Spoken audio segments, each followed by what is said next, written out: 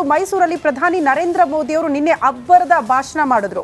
But ಅಲ್ಲಿ ಗಮನಿಸಬೇಕಾಗಿರುವಂತಹ ವಿಚಾರ ಅಂದ್ರೆ ಲಕ್ಷ್ಮಣ್ ಸವದಿ ಅವರು ಭಾರತ್ ಮಾತಾ ಕಿ ಜೈ ಅನ್ನೋದಕ್ಕೆ ಖರ್ಗೆ ಅವರ ಪರ್ಮಿಷನ್ ತೆಗೆದುಕೊಂಡ್ರಲ್ಲ, ಆ ವಿಚಾರವನ್ನ ಕೂಡ ಪ್ರಸ್ತಾಪ ಮಾಡಿ ವ್ಯಂಗ್ಯವಾಡಿದ್ದಾರೆ. ನಿನ್ನೆ ಏನ್ ಬೆಳವಣಿಗೆ ಆಯಿತು, ಪ್ರಧಾನಿ ನರೇಂದ್ರ ಮೋದಿ ಅವರು ಯಾವ ವಿಚಾರ ಪ್ರಸ್ತಾಪ ಮಾಡಿದ್ರು, ಆ ಕುರಿತ ಒಂದು ಸ್ಪೆಷಲ್ ರಿಪೋರ್ಟ್ ಇಲ್ಲಿದೆ.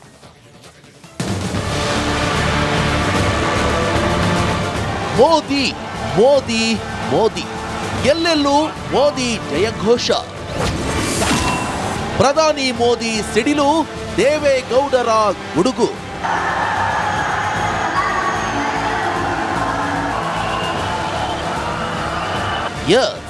ಸಿಎಂ ತವರು ಜಿಲ್ಲೆಯಲ್ಲಿ ಪ್ರಧಾನಿ ಮೋದಿ ಅಕ್ಷರಶಃ ಸುನಾಮಿಯನ್ನೇ ಎಬ್ಬಿಸಿದ್ರು.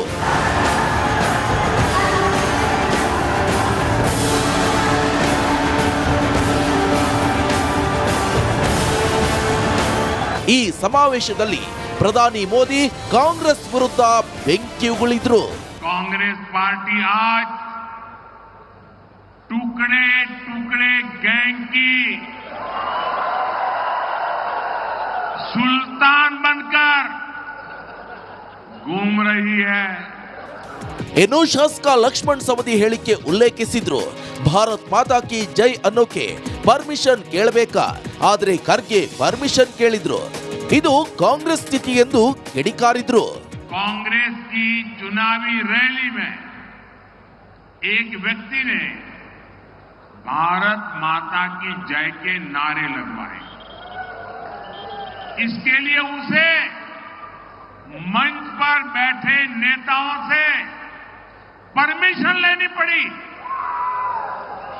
क्या भारत माता की जय बोलने के लिए परमिशन लेनी पड़े? क्या ऐसी कांग्रेस को देश माफ करेगा? ಏನೋ ದೇವೇಗೌಡರಿಗೆ ಅದೇನ್ ಜೋಶ್ ಬಂದಿತ್ತು, ಮೋದಿ ಪಕ್ಕದಲ್ಲಿ ಕೂತ್ಕೊಂಡಿದ್ದಕ್ಕೋ ಏನೋ ಕಾಂಗ್ರೆಸ್ ಪಕ್ಷವನ್ನ ದೇವೇಗೌಡರು ಹಿಗ್ಗ ಮುಗ್ಗ ಜಾಡಿಸಿದ್ರು. ದಿನ ಎರಡು ಮಹಾನುಭಾವರು ಈ ರಾಜ್ಯ ಆಳ್ತಾ ಇದ್ದಾರೆ. ಆ ಪುಣ್ಯಾತ್ಮರಿಗೆ ನಮೋ ನಮೋ. ರಾಜ್ಯದ ಮಹಾಜನತೆಯಲ್ಲಿ ನಾನು ಕೈ ಮುಗಿದು ಈ ವೇದಿಕೆಯಿಂದ ಪ್ರಾರ್ಥನೆ ಮಾಡ್ತೇನೆ. ಈ ರಾಷ್ಟ್ರವನ್ನ ಸಮರ್ಥವಾಗಿ ಬಲಯುತವಾಗಿ ಬೆಳೆಸ್ತಕ್ಕಂಥ ಶಕ್ತಿ ಎನ್ಡಿಎನಲ್ಲಿ ಒಬ್ಬರೇ ಒಬ್ಬರು ನರೇಂದ್ರ ಮೋದಿ ಅವರು. ಒಟ್ನಲ್ಲಿ ಸಿಎಂ ತವರು ಜಿಲ್ಲೆಯಲ್ಲಿ ದೋಸ್ತಿ ನಾಯಕರ ಶಕ್ತಿ ಪ್ರದರ್ಶನ ಕಾಂಗ್ರೆಸ್ ನಿದ್ದೆಗೆಡಿಸಿದೆ.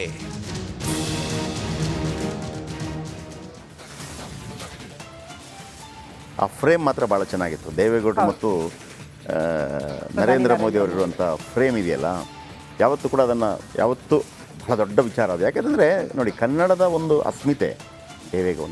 ನಾವು ಪಾರ್ಟಿ ಏನೇ ಮಾತಾಡಲಿರಿ, ಒಬ್ಬ ಯಾವನಿಗಾಗತ್ತೆ ರೀ, ಒಬ್ಬ ಪ್ರಧಾನಮಂತ್ರಿ ಆಗೋದಕ್ಕೆ, ಒಬ್ಬ ಪಂಚಾಯತ್ ಮೆಂಬರ್ ಆಗೋದಕ್ಕೆ ತಿಪ್ಪರ್ಲಾಗ ಇದ್ದ ಬೂಟೆಲ್ಲ ನೆಗ್ತಾ ಇರಬೇಕು, ಆಯಿತಾ ಅಂತ ದೇವೇಗೌಡ ಒಬ್ಬ ಪ್ರಧಾನಿ ಆಗ್ತಾರೆ, ಯಾರು ಸಪೋರ್ಟ್ ಇಲ್ಲದೆ. ಇವತ್ತು ನರೇಂದ್ರ ಮೋದಿ ಬಹಳ ಅತೀ ಎತ್ತರದ ಸ್ಥಾನಮಾನ ಇರುವಂಥದ್ದು ಭಾರತ ದೇಶದಲ್ಲಿ ರಾಜಕಾರಣಿಗಳ ಪೈಕಿ. ಅವ್ರ ಜೊತೆಗೆ ನಿಂತಿರುವಂಥದ್ದು ಇಂಥ ಚಾನ್ಸ್ ಇನ್ನೊಮ್ಮೆ ಸಿಗುತ್ತೋ ಇಲ್ವೋ. ಅವರು ಕೂಡ ವಯಸ್ಸಾಯಿತು ದೇವೇಗೌಡರು ಕೂಡ. ಆಮೇಲೆ ನಾವು ಆಫ್ ದ ರೆಕಾರ್ಡ್ ಮಾತಾಡ್ತಾ ಇದ್ವಿ, ದೇವೇಗೌಡ ಯಾವತ್ತು ಮಾತಾಡುವಾಗ ಅಷ್ಟು ಸ್ಪಷ್ಟವಾಗಿ ಕೇಳೋದಿಲ್ಲ. ಇವತ್ತು ಯಾವ ಜೋಶ ಗೊತ್ತಿಲ್ಲ, ಅವ್ರು ಹೇಳೋದೆಲ್ಲ ಭಾಳ ಸ್ಪಷ್ಟವಾಗಿ ಕೇಳ್ತಾ ಇತ್ತು. ಆದರೆ ಇದರ ನಡುವೆ ಒಂದು ಭಾಳ ವಿಚಾರ ನಾನು ಮೊನ್ನೆ ಕೂಡ ಹೇಳ್ತಾ ಇದ್ದೆ.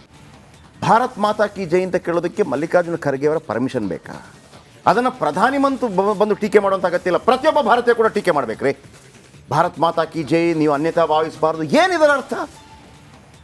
ಇದೇ ಕಾಂಗ್ರೆಸ್ ತಾನೇ ಒಂದು ಕಾಲದಲ್ಲಿ ಭಾರತ್ ಮಾತಾ ಕಿ ಜೈ ಅಂತ ಹೇಳಿದ್ದು. ಇದೇ ಕಾಂಗ್ರೆಸ್ ತಾನೇ ಒಂದು ಕಾಲದಲ್ಲಿ ವಂದೇ ಮಾತರಂ ಹೇಳಿದ್ದು.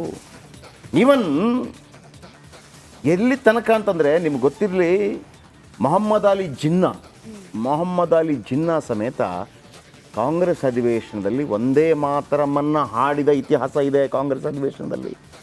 ಆಮೇಲೆ ತುಷ್ಟೀಕರಣಗಳು ಹೆಂಗಾಯಿತು ಅಂದರೆ, ನೀವು ಭಾರತ್ ಮಾತೆ, ನಮಗೆ ಮಾತೆ ಅಂತ ಬರಬಾರ್ದು, ವಂದೇ ಮಾತರಂ ಮಾತಾ ಅಂತ ಬರಬಾರ್ದು. ಆಮೇಲೆ ದೂರದರ್ಶನದಲ್ಲಿ ಬರ್ತಾ ಇತ್ತು ಗೊತ್ತಾ, ಸತ್ಯಂ ಶಿವಂ ಸುಂದರಂ, ಇಲ್ಲ ಅದು ಬರೋಂಗಿಲ್ಲ. ಯಾರಿಗಾಗಿ? ಇದು ಯಾವುದೇ ಅದೆಲ್ಲ ಮಾಡಿದ್ದು ಯಾವುದೋ ಒಂದು ಪಕ್ಷ ಮತ್ತೊಂದು ಧರ್ಮ ಕಾರಣಕ್ಕಾಗಿನ ಅಲ್ಲ, ದೇಶದ ವಿಚಾರಕ್ಕೆ ಸಂಬಂಧಪಟ್ಟ ಹಾಗೆ. ಅಸ್ಮಿತೆ ಅಂದರೆ ಏನು ಅಂತ ಅನೇಕ ಸಲ ಪ್ರಶ್ನೆ ಮಾಡ್ತಾ ಇದ್ರು. ಅಸ್ಮಿತೆ ಅಂದರೆ ಏನು ಅಂತೇಳಿ. ಆ ದೇಶದ ಗುಣ ಇದೆಯಲ್ಲ, ಆ ಮಣ್ಣಿನ ಗುಣ ಇದೆಯಲ್ಲ, ಅದು ಮಾತ್ರ. ಈಗ ನಿಮ್ಮೂರು ಯಾವುದು? ಬಾಗಲಕೋಟೆ ಅಲ್ವಾ? ಏನು ಬೆಳಿತೀರಿ ನೀವಲ್ಲಿ? ಕಬ್ಬು ಬೆಳಿತೀರಲ್ವಾ?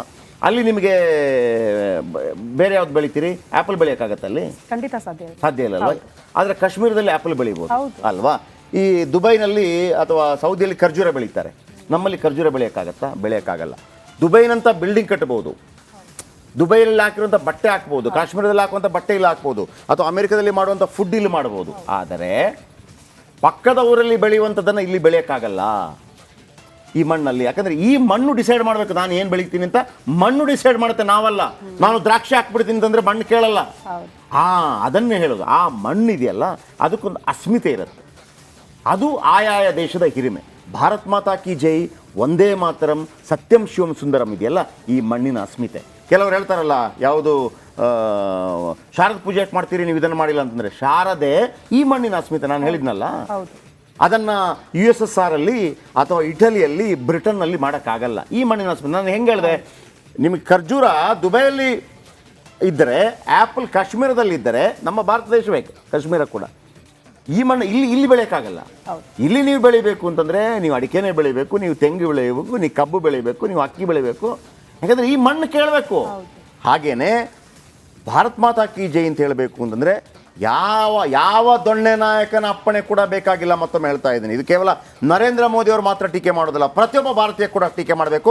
ಆಮೇಲೆ ನನಗೊಂದು ಬೇಸರ ಇದೆ, ಮಲ್ಲಿಕಾರ್ಜುನ ಖರ್ಗೆ ಅವರು ಅಥವಾ DK ಸುರೇಶ್ ಹೇಳಿದಾಗ ಭಾರತ ವಿಭಜನೆ ಅಂತ ಹೇಳಿದಾಗ ಯಾರು ಮಾತಾಡಬಾರ್ದು, ಅದು ತಪ್ಪು ಅಂತ ಹೇಳಿದ್ರು. ಇದನ್ನು ಕೂಡ ಹೇಳಬೇಕಾಗಿತ್ತು ಒಂದು ಮಾತು ಹಿರಿಯರಾಗಿ. ಭಾರತ್ ಮಾತಾ ಕಿ ಜೈ ಅಂತ ಕೇಳೋದಕ್ಕೆ ಯಾರ ಅಪ್ಪಣೆ ಬೇಡ, ಭಾರತದಲ್ಲಿ ಹುಟ್ಟಿದ ಪ್ರತಿಯೊಬ್ಬರೂ ಹೇಳಬೇಕು ಅನ್ನೋಂಥ ಮಾತು ದಯವಿಟ್ಟು ಈಗಲಾದರೂ ಮಲ್ಲಿಕಾರ್ಜುನ ಖರ್ಗೆ ಅವರಿಂದ ಬರಲಿ ಅಂತ ನಾನು ಆಶಿಸ್ತಾ ಇದ್ದೀನಿ. ಈಗೊಂದು ಬ್ರೇಕ್ ಆದ ನಂತರ